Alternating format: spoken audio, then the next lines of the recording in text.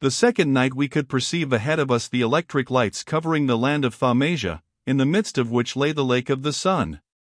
The flood would be upon it by daybreak, and, assuming that the demoralization produced by the news of the coming of the waters, which we were aware had hours before been flashed to the capital of Mars, would prevent the Martians from effectively manning their forts, we thought it safe to hasten on with the flagship, and one or two others, in advance of the water, and to hover over the Lake of the Sun in the darkness, in order that we might watch the deluge perform its awful work in the morning. The giant woman drowned. She, like the rest, a prey to the devouring flood of the canals. Thaumasia, as I have before remarked, was a broad, oval land, about 1,800 miles across, having the Lake of the Sun exactly in its center.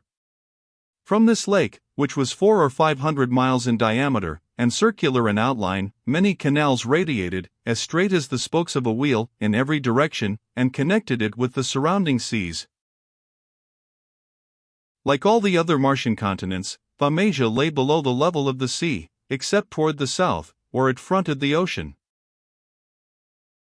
Completely surrounding the lake was a great ring of cities constituting the capital of Mars. Here the genius of the Martians had displayed itself to the full.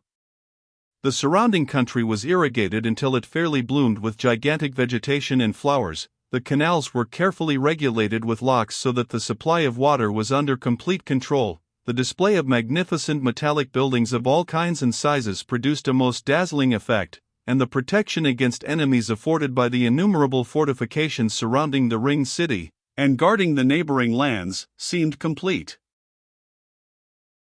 Waiting for the flood. Suspended at a height of perhaps 2 miles from the surface, near the southern edge of the lake, we waited for the oncoming flood.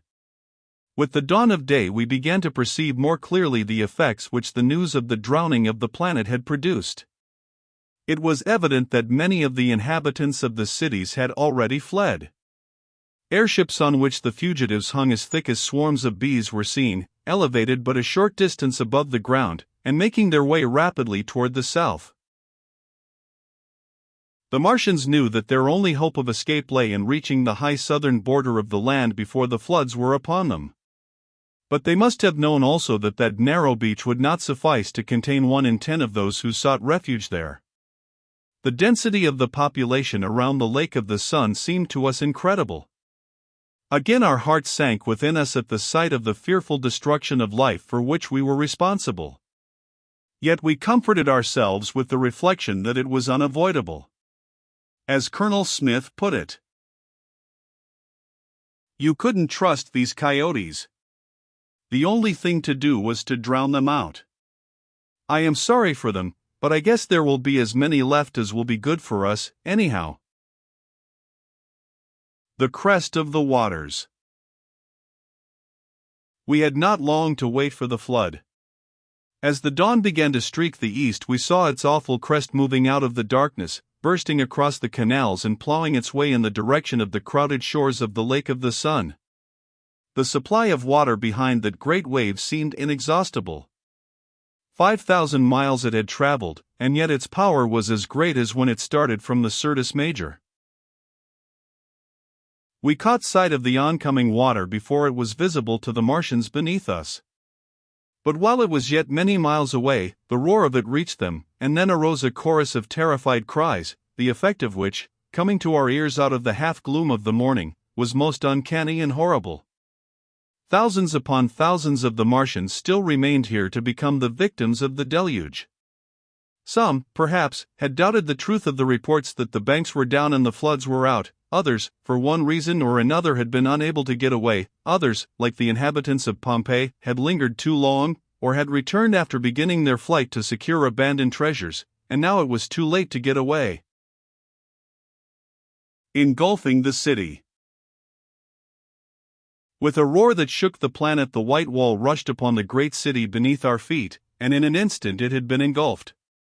On went the flood, swallowing up the Lake of the Sun itself, and in a little while, as far as our eyes could range, the land of Thaumasia had been turned into a raging sea. We now turned our ships toward the southern border of the land, following the direction of the airships carrying the fugitives, a few of which were still navigating the atmosphere a mile beneath us. In their excitement and terror, the Martians paid little attention to us, although, as the morning brightened, they must have been aware of our presence over their heads. But, apparently, they no longer thought of resistance. Their only object was escape from the immediate and appalling danger. When we had progressed to a point about halfway from the Lake of the Sun to the border of the sea, having dropped down within a few hundred feet of the surface, there suddenly appeared, in the midst of the raging waters, a sight so remarkable that at first I rubbed my eyes in astonishment, not crediting their report of what they beheld. A woman 40 feet high. Standing on the apex of a sandy elevation, which still rose a few feet above the gathering flood, was the figure of a woman, as perfect in form and in classic beauty of feature as the Venus of Milo, a magnified human being not less than 40 feet in height. But for her swaying and the wild motions of her arms, we should have mistaken her for a marble statue. Aina, who happened to be looking, instantly exclaimed, "It is the woman from Ceres. She was taken prisoner by the Martians during their last invasion of that world, and since then has been a slave in the palace of the emperor." Overtaken by the flood. Apparently her great stature had enabled her to escape, while her masters had been drowned. She had fled like the others, toward the south, but being finally surrounded by the rising waters, had taken refuge on the hillock of sand, where we saw her. This was fast giving way under the assault of the waves, and even while we watched the water rose to her knees. "Drop lower," was the order of the electrical steersman of the flagship, and as quickly as possible we approached the place where the towering figure stood.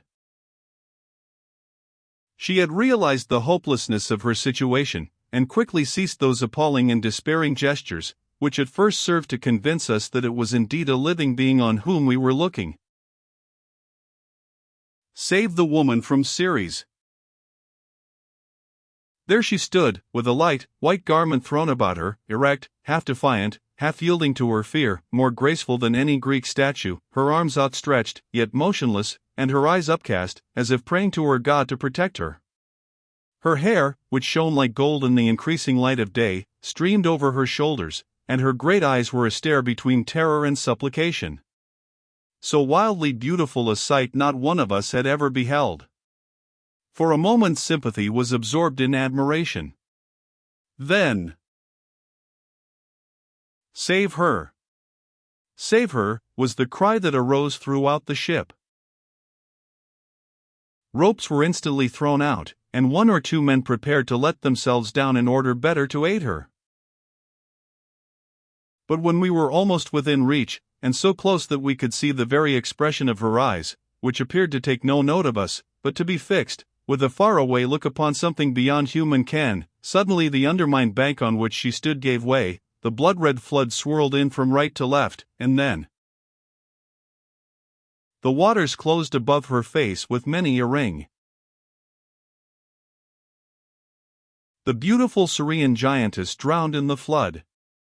Giantess standing on the apex of a sandy elevation, which still rose a few feet above the gathering flood, was the figure of a woman, as perfect in form and in classic beauty of feature as the Venus of Milo, a magnified human being not less than 40 feet in height. She, like the rest, is gone. "If but for that woman's sake, I am sorry we drowned the planet," exclaimed Sidney Phillips. But a moment afterward I saw that he regretted what he had said, for Aina's eyes were fixed upon him. Perhaps, however, she did not understand his remark, and perhaps if she did it gave her no offense. After this episode we pursued our way rapidly until we arrived at the shore of the Southern Ocean. There, as we had expected, was to be seen a narrow strip of land with the ocean on one side and the raging flood seeking to destroy it on the other. In some places it had been already broken through, so that the ocean was flowing in to assist in the drowning of Thaumasia. But some parts of the coast were evidently so elevated that no matter how high the flood might rise it would not completely cover them. Here the fugitives had gathered in dense throngs, and above them hovered most of the airships, loaded down with others who were unable to find room upon the dry land. The Martians not discouraged. On one of the loftiest and broadest of these elevations we noticed indications of military order in the alignment of the crowds, and the shore all around was guarded by gigantic pickets, who mercilessly shoved back into the flood all the later comers, and thus prevented too great crowding upon the land. In the center of this elevation rose a palatial structure of red metal, which Aina informed us was one of the residences of the emperor, and we concluded that the monarch himself was now present there. The absence of any signs of resistance on the part of the airships, and the complete drowning of all of the formidable fortifications on the surface of the planet, convinced us that all we now had to do in order to complete our conquest was to get possession of the person of the chief ruler. The fleet was, accordingly, concentrated, and we rapidly approached the great Martian palace. As we came down within 100 feet of them and boldly made our way among their airships, which retreated at our approach, the Martians gazed at us with mingled fear and astonishment. We were their conquerors, and they knew it. We were coming to demand their surrender, and they evidently understood that also. As we approached, the palace signals were made from it with brilliant-colored banners, which Aina informed us were intended as a token of truce. "We shall have to go down and have a confab with them, I suppose," said Mr. Edison. "We can't kill them off now that they are helpless, but we must manage somehow to make them understand that unconditional surrender is their only chance." A parley with the enemy. "Let us take Aina with us," I suggested, "and since she can speak the language of the Martians we shall probably have no difficulty in arriving at an understanding." Accordingly, the flagship was carefully brought further down in front of the entrance to the palace, which had been kept clear by the Martian guards, and while the remainder of the squadron assembled within a few feet directly over our heads with the disintegrators turned upon the palace and the crowd below, Mr. Edison and myself, accompanied by Aina, stepped out upon the ground. There was a forward movement in the immense crowd, but the guards sternly kept everybody back. A party of a dozen giants, preceded by one who seemed to be their commander, gorgeously attired in jeweled garments, advanced from the entrance of the palace to meet us. Aina addressed a few words to the leader, who replied sternly, and then, beckoning us to follow, retraced his steps into the palace. Notwithstanding our confidence that all resistance had ceased, we did not deem it wise actually to venture into the lion's den without having taken every precaution against a surprise. Accordingly, before following the Martian into the palace, we had 20 of the electrical ships moored around it in such a position that they commanded not only the entrance but all of the principal windows, and then a party of 40 picked men, each doubly armed with powerful disintegrators, were selected to attend us into the building. This party was placed under the command of Colonel Smith, and Sidney Phillips insisted on being a member of it. A nearer sight of the Martians. In the meantime, the Martian with his attendants who had first invited us to enter, finding that we did not follow him, had returned to the front of the palace. He saw the disposition that we had made of our forces, and instantly comprehended its significance, for his manner changed somewhat, and he seemed more desirous than before to conciliate us. When he again beckoned us to enter, we unhesitatingly followed him, and, passing through the magnificent entrance, found ourselves in a vast antechamber, adorned after the manner of the Martians in the most expensive manner. Thence we passed into a great circular apartment, with a dome painted in imitation of the sky, and so lofty that to our eyes it seemed like the firmament itself.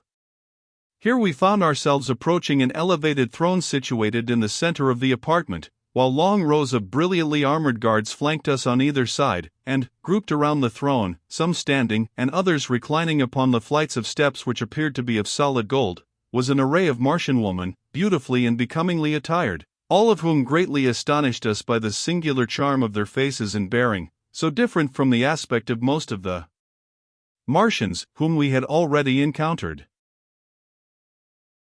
The Martians' beautiful women. Despite their stature, for these women averaged 12 or 13 feet in height, the beauty of their complexions, of a dark, olive tint, was no less brilliant than that of the women of Italy or Spain. At the top of the steps on a magnificent golden throne, sat the emperor himself. There are some busts of Caracalla which I have seen that are almost as ugly as the face of the Martian ruler.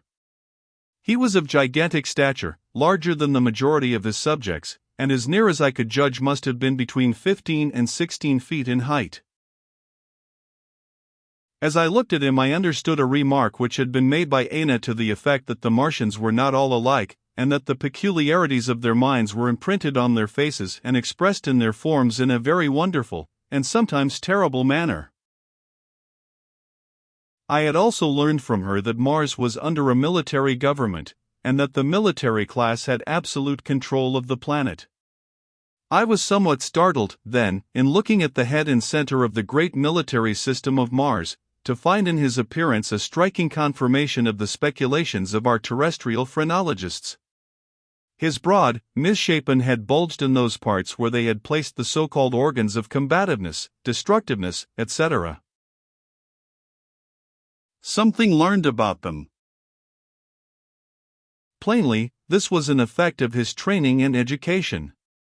His very brain had become a military engine, and the aspect of his face, the pitiless lines of his mouth and chin, the evil glare of his eyes, the attitude and carriage of his muscular body, all tended to complete the warlike ensemble. He was magnificently dressed in some vesture that had the luster of a polished plate of gold, with the suppleness of velvet. As we approached he fixed his immense, deep-set eyes sternly upon our faces. The contrast between his truly terrible countenance and the Eve-like features of the women who surrounded his throne was as great as if Satan after his fall had here re-enthroned himself in the midst of angels. Mr. Edison, Colonel Smith, Sidney Phillips, Aina, and myself advanced at the head of the procession, our guard following in close order behind us. It had been evident from the moment that we entered the palace that Aina was regarded with aversion by all of the Martians. Even the women about the throne gazed scowlingly at her as we drew near. Apparently, the bitterness of feeling which had led to the awful massacre of all her race had not yet vanished. And, indeed, since the fact that she remained alive could have been known only to the Martian who had abducted her and to his immediate companions, her reappearance with us must have been a great surprise to all those who now looked upon her. The enemy vanquished.